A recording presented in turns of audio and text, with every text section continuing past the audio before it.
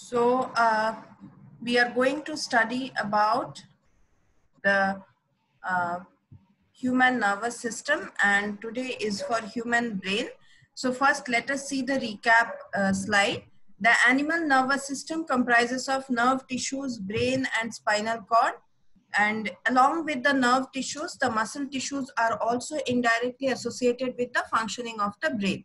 We also discussed in the previous class about the neuromuscular transmitter, that is the place where the neurons are meeting the muscular tissues. So because of this neuromuscular transmitters, we are able to move any particular body part based on the reaction that the body wants to give.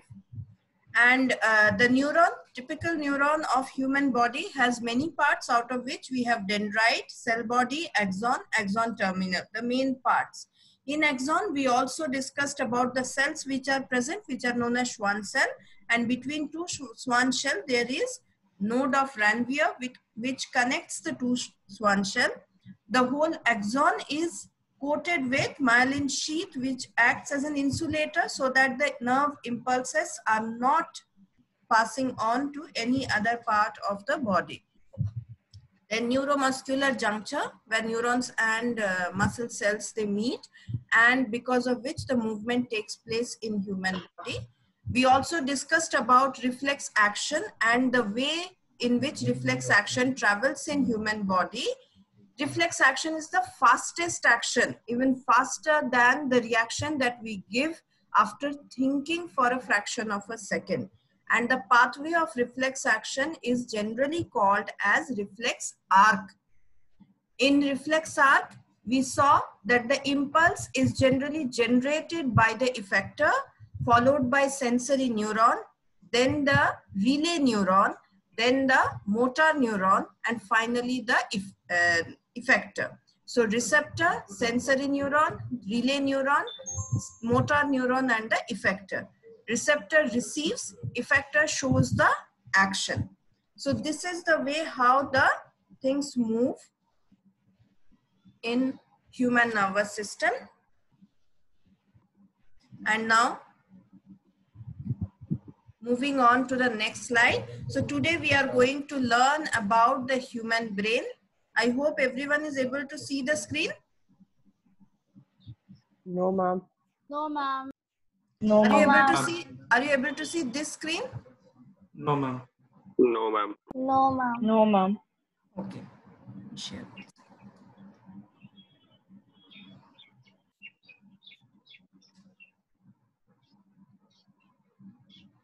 Now is it seen?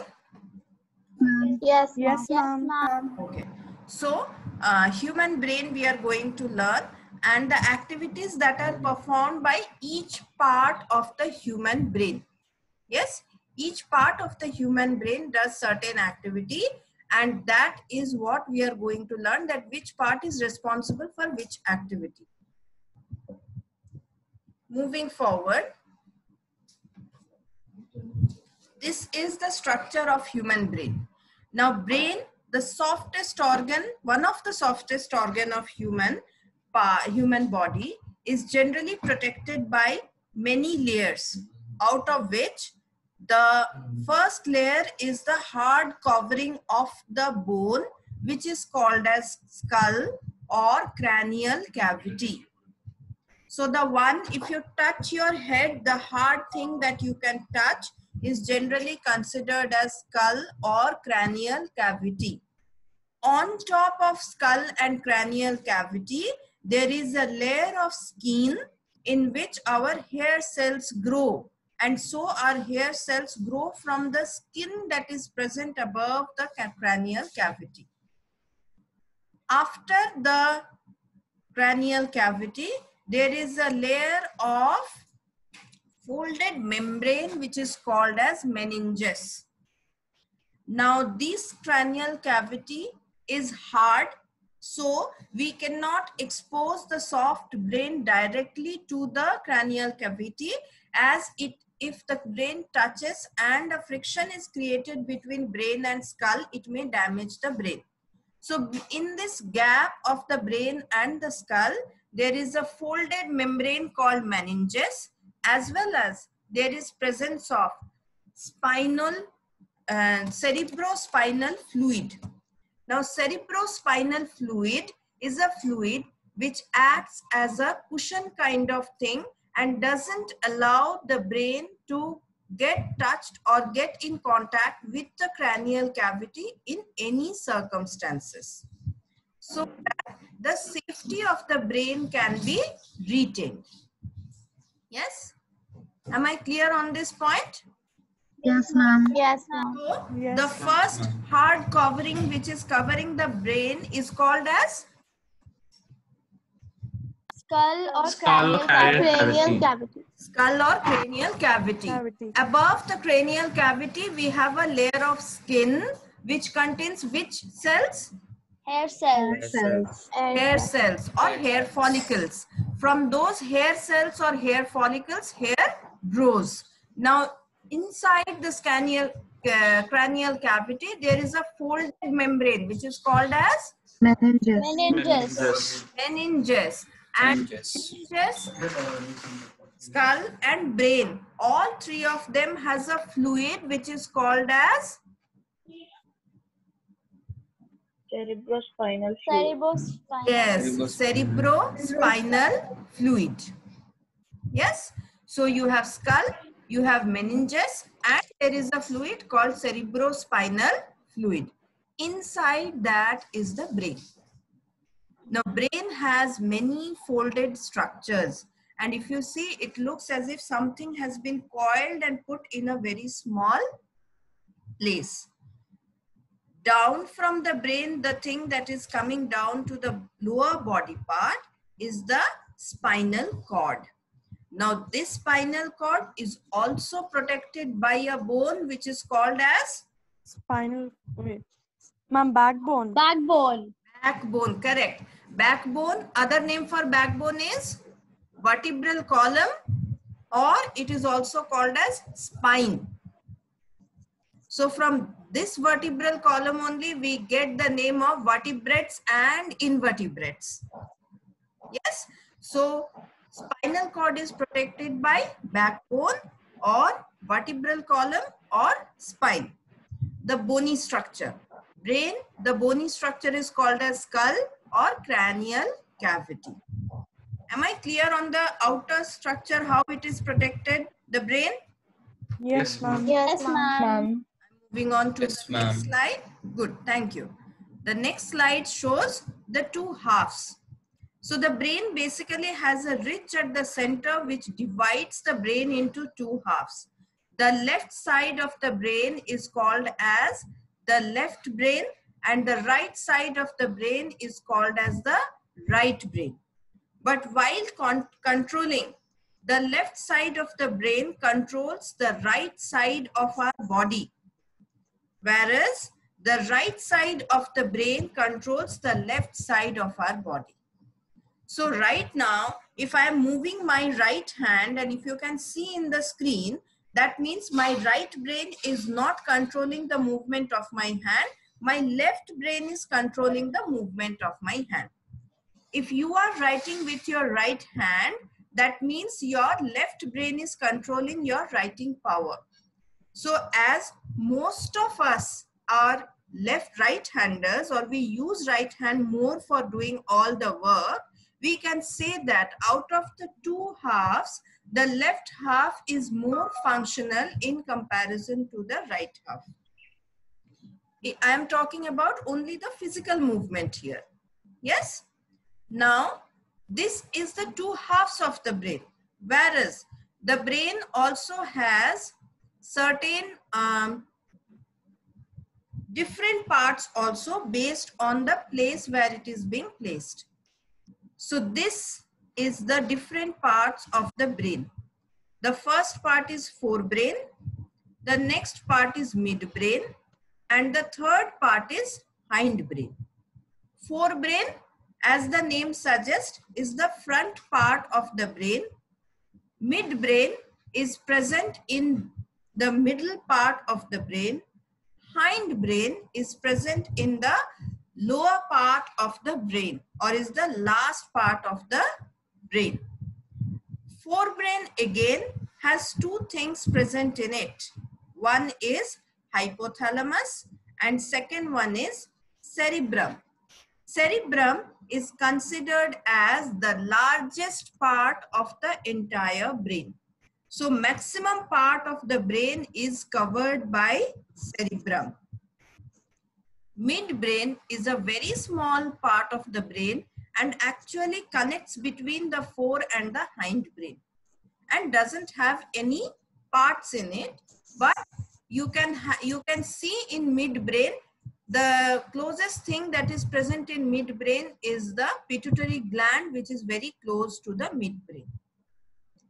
Then comes the hindbrain, which has three parts. First one is cerebellum, which is considered as the second largest part of the brain. Then you have medulla, which gives rise to the spinal cord, and then you have pons. So again, I am repeating, forebrain has two parts. One is hypothalamus and the second one is cerebrum. Midbrain is the second part, which doesn't have any further partition in it. Hindbrain is the third part, which again consists of three parts: cerebellum, medulla, and pons. All these parts have their own function and have their own part to play in terms of controlling the function of the body. This controlling involves controlling the senses, controlling the thinking power, logical reasoning, the ethical senses, the aesthetic senses. Anything that our body do are being controlled and monitored by these parts. Am I clear till here? Yes, ma'am. Yes, ma'am.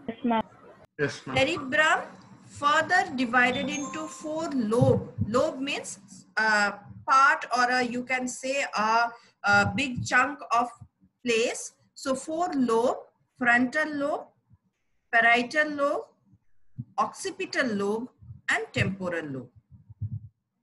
So before I further move for function of each part, let me ask you questions. Maisha, the three parts of the brain? Ma'am, there is forebrain, midbrain, and hindbrain. Good. Jheel, the two parts of forebrain? The two parts of the forebrain are hypothalamus and cerebrum. Very good. Pranavi, Ma'am, midbrain have any part? ma'am, there are three parts: Hmm? cerebellum, pons, and medulla. Is it in midbrain? Sorry, oh, you were asking about midbrain. Yes, Sorry. yes. No, I asked you, doesn't have. do midbrain has any part? No, ma'am. I thought you were asking about hindbrain. It's okay, dear. Farhan, next question to you. What are the different parts of the hindbrain? The different parts of the hindbrain are the cerebellum, pons, and the medulla. Good. Dishita, which is the biggest part of the brain?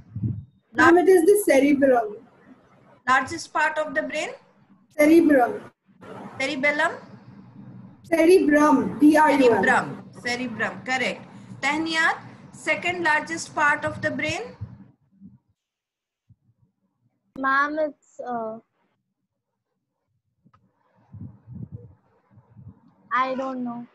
You don't know? Okay, let me pass on to Vivek. Vivek, second largest part of the brain? Cerebellum. Cerebellum, yes. Cerebrum is the first large or the largest part, and the second largest part is cerebellum. Okay.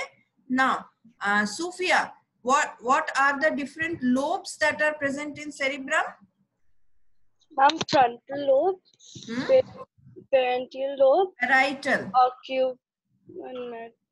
occipital lobe, and temporal lobe. Yes. Sarvajit, can you repeat the lobes again? What are the four lobes?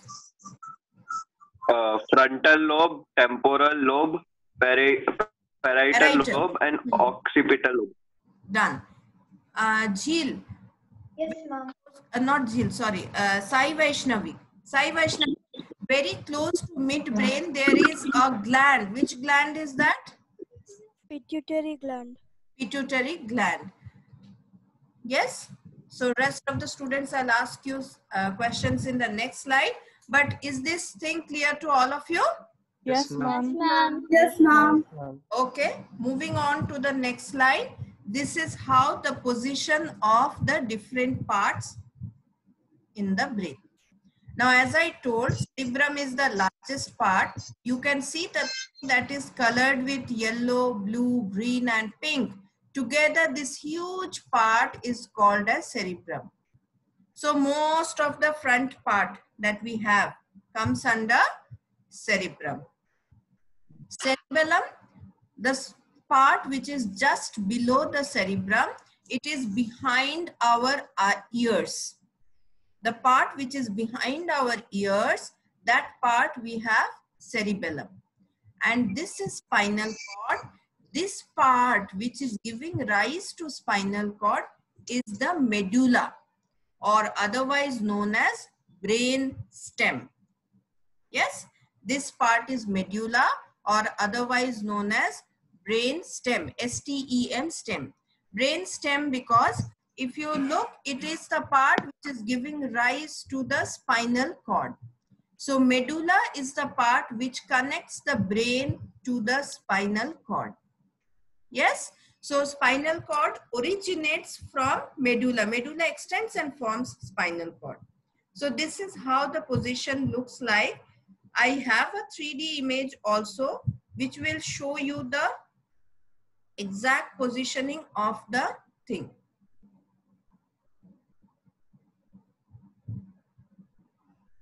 Yes, frontal, parietal, occipital, cerebrum, brainstem, and temporal.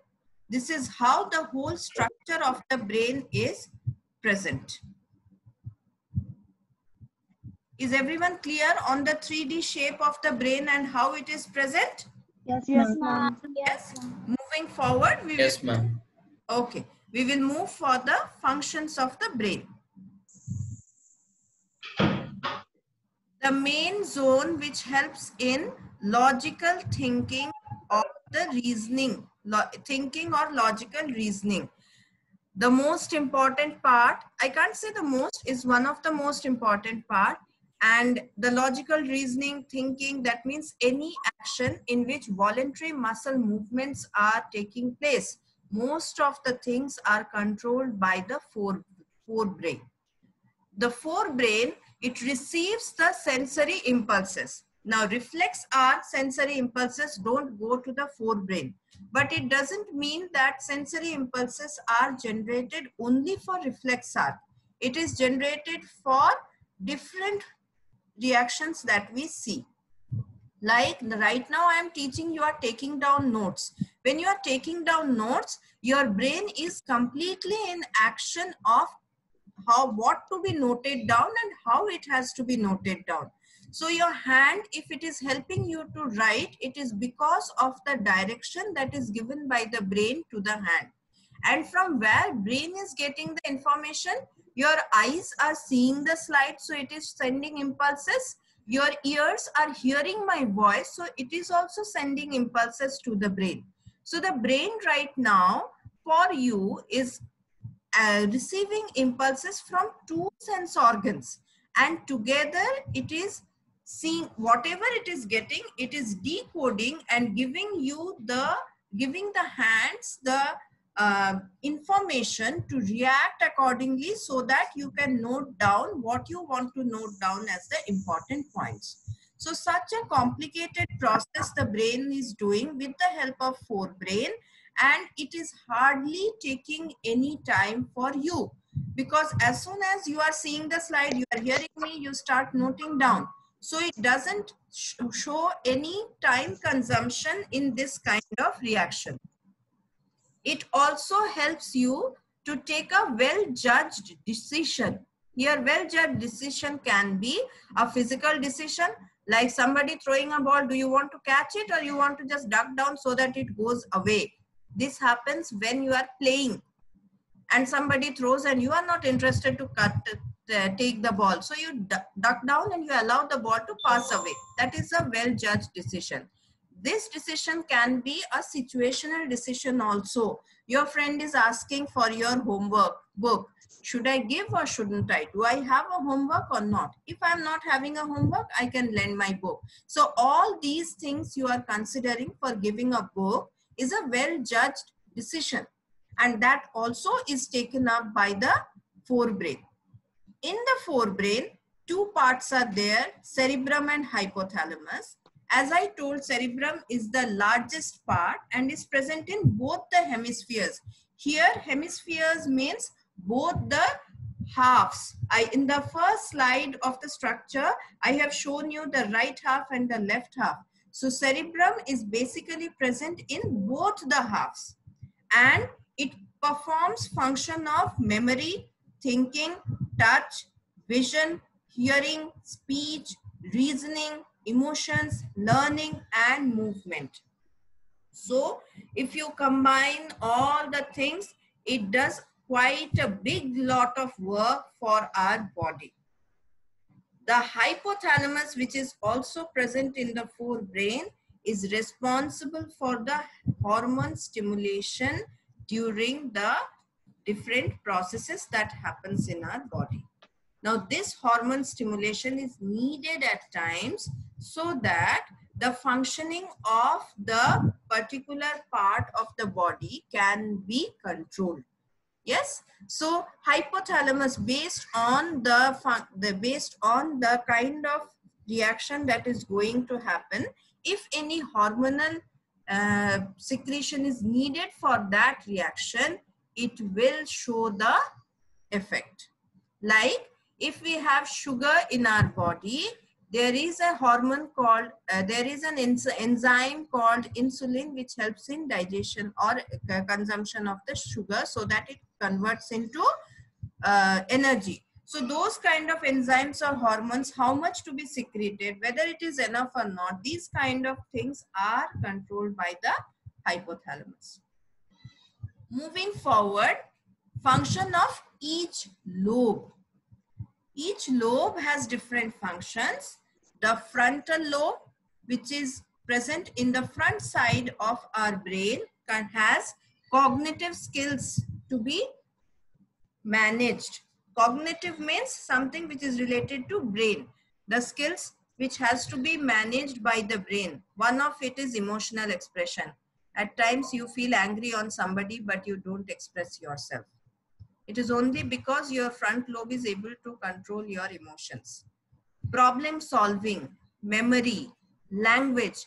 Language here doesn't mean that whether you are speaking good vocabulary or good language or you are using some foul language. No. Learning of language, utilization of language for expressing yourself, that language. Judgment and sexual behavior. All these are controlled by the frontal lobe. Whereas parietal lobe goes for sensation, perception, and visual system. Now, perception here I want to say, perception generally is combined with the things that we see. Perception is something that helps us to identify the shape, structure, the position of a particular thing. Percepting the particular thing which is in front of us, that how is that person or how is that thing. Like you see a bull which is looking towards you with angry eyes, perception, I should move out of that place. So that is what parietal lobe does. Occipital lobe, vision processing. That means the thing that you see in through your eyes are generally carried from the eye to the brain by the optical nerves. But after going to the brain, what will happen to those impulses? The impulses have to be decoded. And that decoding of impulses is known as vision processing, which is done by the occipital lobe. Analyzing content, shapes, colors. With parietal lobe, occipital lobe also helps in developing the shape, color, movement of a particular physical thing which is present in front of you. But in parietal lobe, along with that, the mood or the expression also can be decoded when we talk about perception. Here it is only analyzing content, means it is only talking about the physical physical stature or physical movement of any particular object in front of you. After that, interpreting and drawing conclusions. The last one is temporal lobe, which helps in vision, memory, sensory input and comprehension. Comprehension, whatever is said to you or whatever you hear, whether you are able to comprehend properly or not, that is done by the temporal lobe. Ma'am, Yes. I have a doubt. Yes. Ma'am, all of those lobes have to work in coordination. Do they work in coordination or are they individual? Yes. They have to. Because they are interconnected in some of the functions you can see. Visual system and vision processing. Both of them are together giving us a better result for the purpose of vision. So if they don't work properly, then somewhere the information will not turn into a very fruitful thing. Yes? Yes, ma'am. Any other doubt, children? Thank you, ma'am. Doubt? No, ma'am. Yeah, ma'am. No, ma'am. Yeah, ma'am, I have a doubt. Yes, Dishita? Ma'am, I didn't understand the difference between parietal lobe and occipital lobe. I said these are two different lobes, Dishita, at all. But the function which, if you see, the parietal lobe has a function of perception. Sorry. Perception, which is also related to the somewhere connected with the analyzing content, which is done by the occipital lobe. Now, when we talk about perception and analyzing content is completely dependent on the physical stature, because it is talking about shape, color, and movement.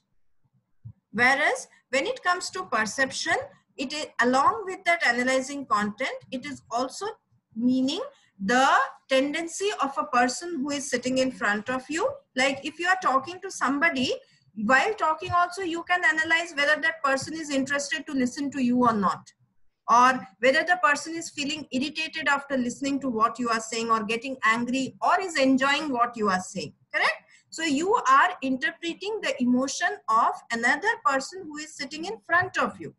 So that also adds on to the perception.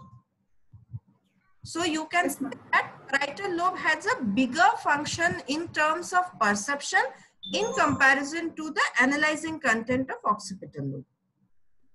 Thank you, ma'am. Yes.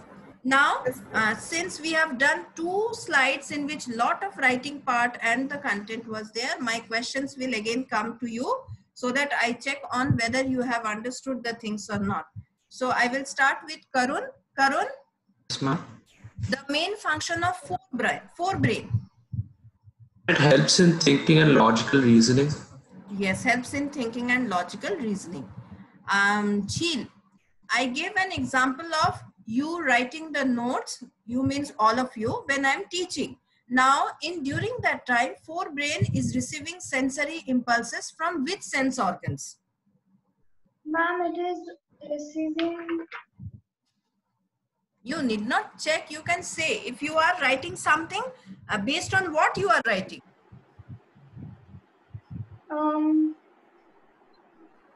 Because of forebrain. Because of? It's a general action I am talking, Jil. Now when you are taking down the notes, based on what? If I stop talking, will you take notes? I sit silently.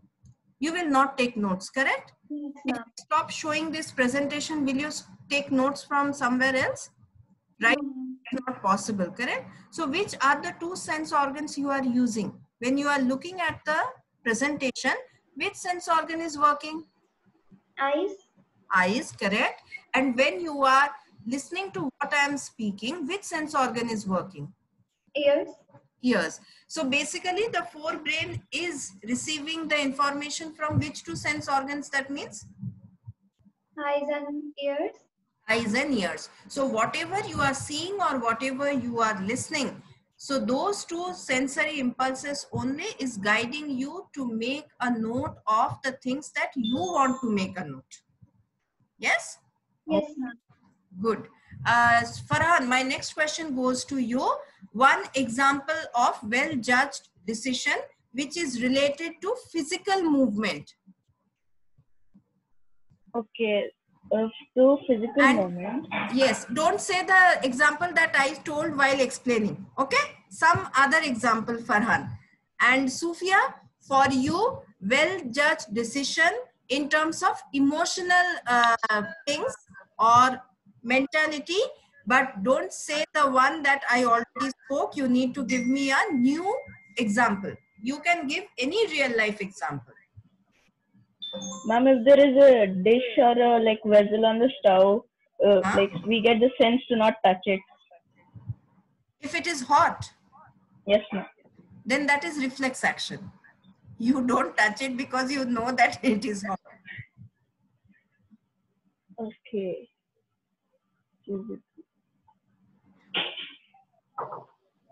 Okay, partially I can take your thing, Farhan, because you are using your memory of being hot, and if I touch a hot thing, I will get burned. So okay, I take it, Farhan. Sufia. I don't know. Emotionally, any situation in which you have taken a decision based on somebody's or appreciating somebody's emotion or something like that. Right, like, yes. May I answer it later? Mm-hmm. May I answer it later? I am not able to get you. Can somebody help me out? I'm not able to hear. Ma'am, she's saying that can she answer later? Oh, can she? Okay, okay. Like I can say one situation like seeing you, I feel you are sleepy. But still I am teaching. Huh? Okay, I'll give you a chance later on. You keep on thinking until I finish asking questions for these slides. Okay? So my next question to Sarvajit. Sarvajit, what are the functions that are performed by cerebrum? It performs higher functions like memory, thinking, touch, vision, hearing, speech, reasoning, emotions, learning, and movement. Yes. Touch and vision are two different things. I forgot to put a comma. Please put a comma. Okay. My next question goes to Varda. Varda, function of hypothalamus. And the function of hypothalamus is to stimulate hormones in our body, and it controls the function of different processes. Yes. Can these processes be called as the life processes, Varda? Ma'am, they cannot be called the life processes. They cannot be? Okay. Can you tell which processes?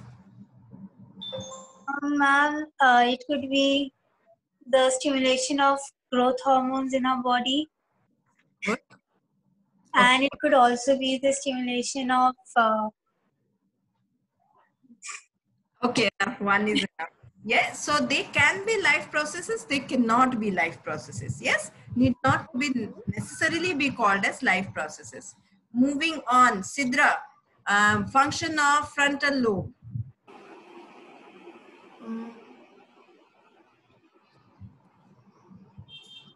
Mom, cognitive skills in human like emotional expressions, problem solving, memory, language, judgment, and sexual behavior. Yes, cognitive skills means skills in which the brain has a big role to play in terms of judging and implementing those skills. Then next question goes to Tehniyat, parietal lobes. Parietal lobes help in sensation, perception, and visual system. Perception, no. Perception. Perception. Yes, perception. Next goes to Shamak, occipital lobe. Ma'am, occipital lobe helps in vision processing, analyzing content, and interpreting and drawing conclusions. Yes, drawing conclusions. Next is Jyotna, temporal lobe. Yes, ma'am. It helps in vision, comprehension, and memory. Sensory input. Okay. So these are the functions of individual lobe. I come back to Sophia. Sophia, did you think of any situation? Ma'am, emotional level, like when you get really sad, you cry. Is that considered? Now, when you are getting sad, you are crying, that is your own thing, this is happening. When I say judging others' emotion, when somebody else is crying, you go there and you console that person. Yes. That is where you are acting in a way that it helps the person to console from the whatever situation is making that person sad. So your action is something which is related to emotion of other person. Okay. Yes, the example you gave will work for emotional expressions. The example which I was asking was for perception. Okay. Yes, okay. Moving on to hindbrain, which contains cerebellum, which is the second largest part. Now it controls the involuntary actions. Like cerebrum controls the voluntary actions where thinking is required. Cerebellum controls the involuntary actions like blood pressure, salivation, vomiting, all these. And they are controlled by in coordinates with medulla in the hindbrain. So cerebellum and medulla together helps. Now why I am talking about medulla in this? These involuntary actions are generated in the cerebellum, but the impulses of these involuntary actions have to pass to the particular organ to react. So that passing can be done through the spinal cord, and cerebellum has to put those impulses through medulla. So together they perform the involuntary action that has to be taken part. They are also responsible for precision of voluntary actions. Now voluntary actions are taken part by or taken care by the forebrain, but it has to be done in a very precise manner. That is where the hindbrain is coming into contact. Now most of you might have heard the thing that nobody should harm the nobody should hit behind the head, like from the back. Why it is said so? Down towards the neck on back side we have the cerebellum. Now this cerebellum is responsible for precision. If something happens to it, it may happen that you are thirsty, you want to take the glass, but your hand may not move precisely and hold the glass which you have to take. Though the forebrain is working properly and it is directing you to take the glass, but it may not give you the precision that is needed to perform that particular function. So that precision will be done by the hindbrain. And it also maintains posture and balance. Now these things, hindbrain is very less developed in the newly born babies. That's why when they start walking, they fall down so many times. Do you fall down so many times while walking? No. You are absolutely perfect when you are walking, because you can balance your entire body weight in those two legs. But for them, balancing is a big thing. So balancing and the correct posture to be done for particular thing or particular action is maintained by hindbrain.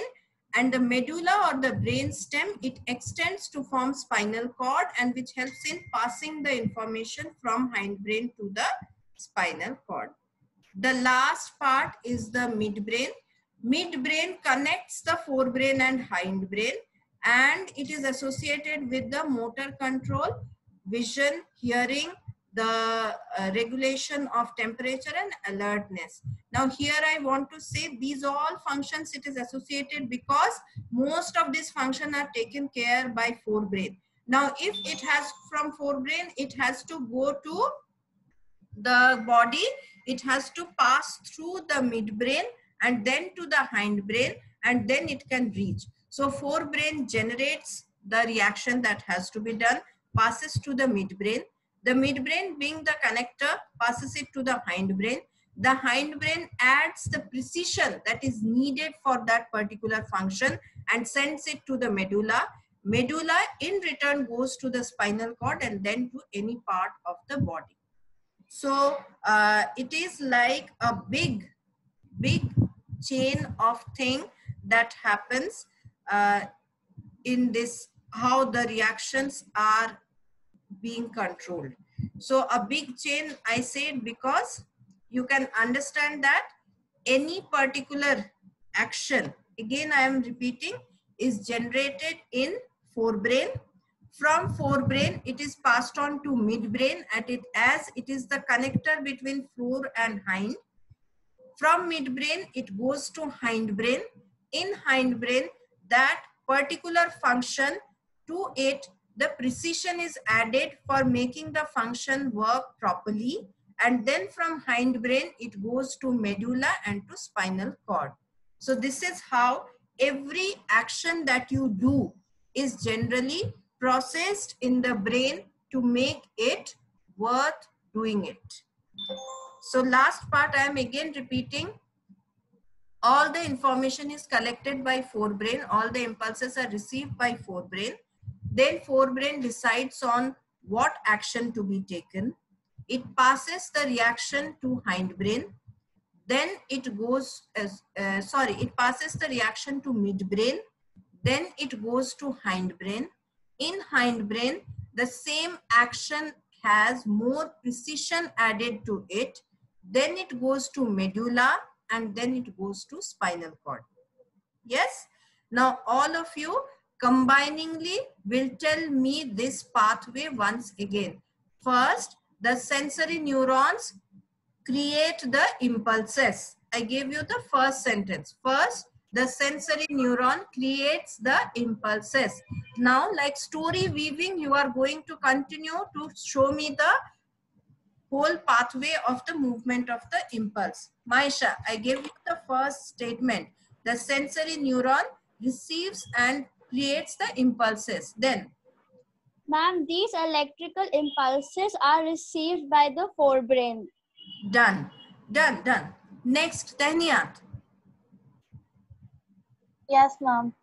The forebrain, it is the main zone which helps in thinking. Thinking and creating a correct reaction. Yes? Yes, The ma'am. impulse is the action which is getting registered. Forebrain is helping to create a correct reaction. Yes? Correct, Tahniyat. Then next statement, Jheel. Ma'am, then it goes to midbrain. Then it is passed to midbrain. Yes.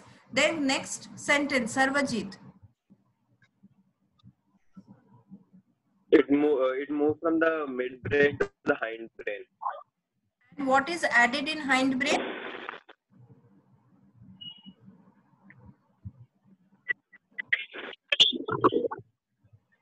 Oh, yes. Okay. Vaishnavi, can you? Huh? Vaishnavi, can you tell what is added in hindbrain?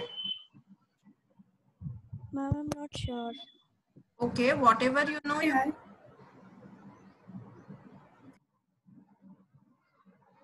So, precision is added in hindbrain.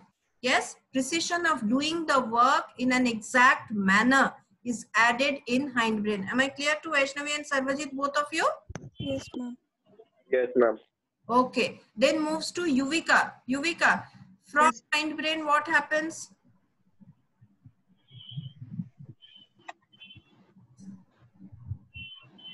Yes, Yuvika? Ma'am, should I tell the functions of hindbrain? No, I said when an impulse is passing, we are weaving a story to show the impulse how it is passing. So we have reached the impulse till hindbrain. After that, what will happen to the impulse? I'm not sure. Okay, Hafsa, Yuvika, Hafsa, Shivani, Pranavi, Nida, switch on your videos. I cannot keep on repeating while teaching to switch on your videos every time.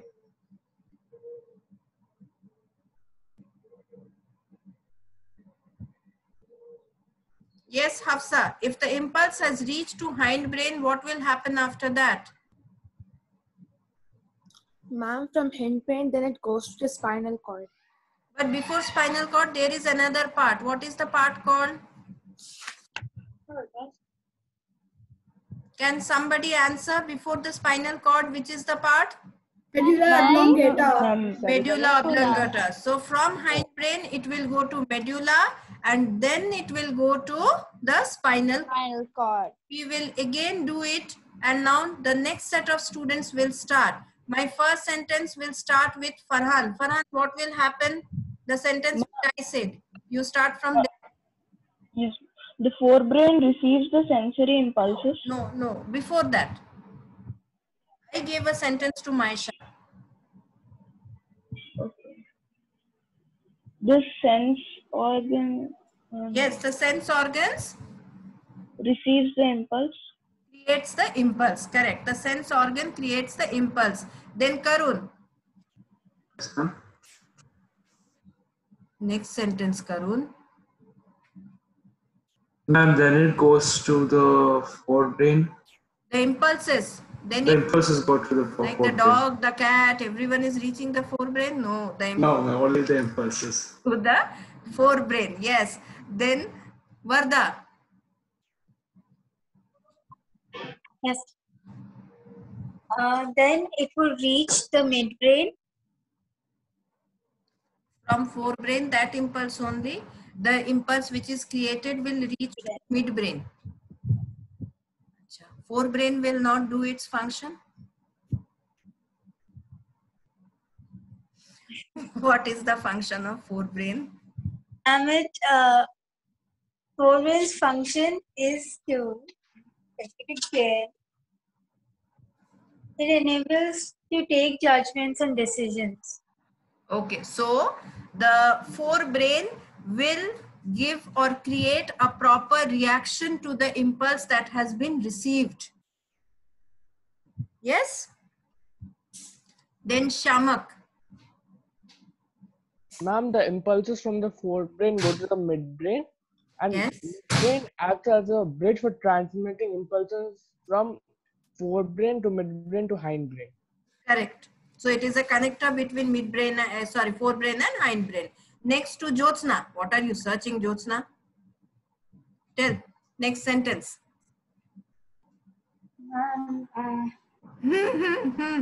Tell.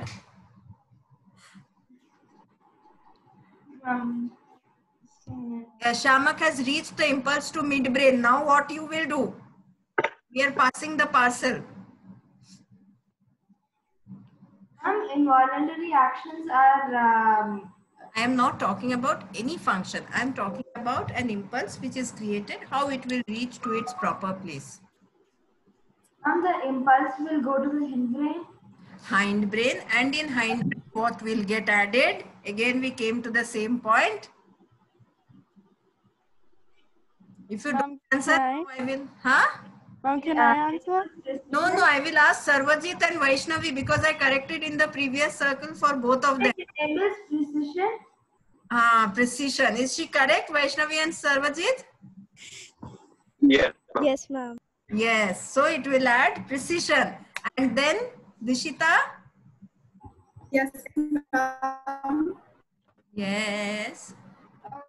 So after the hindbrain adds the precision, the impulses go to the medulla, which join the hindbrain to the spinal cord. Spinal cord, and the spinal cord will pass on the information to where, Shivani?